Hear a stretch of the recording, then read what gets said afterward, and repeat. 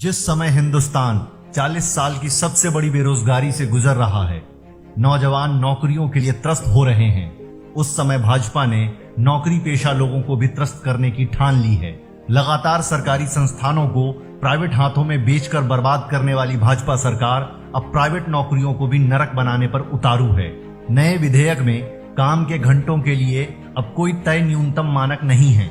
मतलब कंपनियां आपसे मनचाहे समय तक काम करवा सकती हैं, छुट्टी का नाम लेने पर आपकी छुट्टी कर सकती हैं। नए श्रम विधेयक में प्रोविडेंट फंड के लिए केवल उन प्रतिष्ठानों को ही मान्य माना गया है जहां 20 या उससे अधिक कर्मचारी हों, जबकि लाखों सूक्ष्म और लघु उद्योगों को इसके दायरे से बाहर कर दिया गया है। नए श्रम कानून के द्वारा भाजपा सरकार ने मिडिल क्लास पर भी बड़ा हमला बोला है। इन विधेयकों के अनुसार अब 300 से कम कर्मचारी वाली कंपनियां सरकार से मंजूरी लिए बिना ही जब चाहे छटनी कर सकती हैं।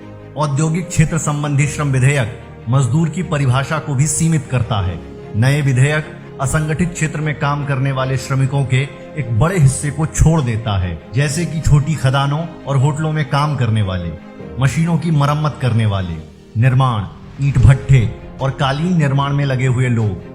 ऐसे श्रमिक या कर्मचारी जो संगठित क्षेत्र में तो हैं, किंतु अनौपचारिक तौर पर, जिसमें नए और उभरते क्षेत्र जैसे आईटी और ITES, डिजिटल प्लेटफॉर्म, ई-कॉमर्स के डिलीवरी मैन समेत कई और अन्य लोग शामिल हैं। लॉकडाउन के दौरान प्रवासी मजदूरों की हुई दुर्गति को किसने नहीं देखा। मीडिया और सोशल मीडिया पर तैरती उनकी हर तस्वीर ने हम सब की रूह को हिलाकर रख दिया, मगर सरकार बहादुर के सीने पत्थर के ही बने रहे। तभी लोकसभा में पेश किए गए तीनों श्रम विधेयक प्रवासी मजदूरों पर चुप हैं, जो देश की आबादी का एक बहुत बड़ा हिस्सा हैं। ये नए विधेयक मजदूरों को मिलने वाले हड़ताल के अधिकार को भी सीमित करता है। ये विधेयक कर्मचारियों की सुरक्षा और स्वास्थ्य के संबंध में नियोक्ताओं और कंपनी मालिकों पर कोई भी जिम्मेदारी तय नहीं करता।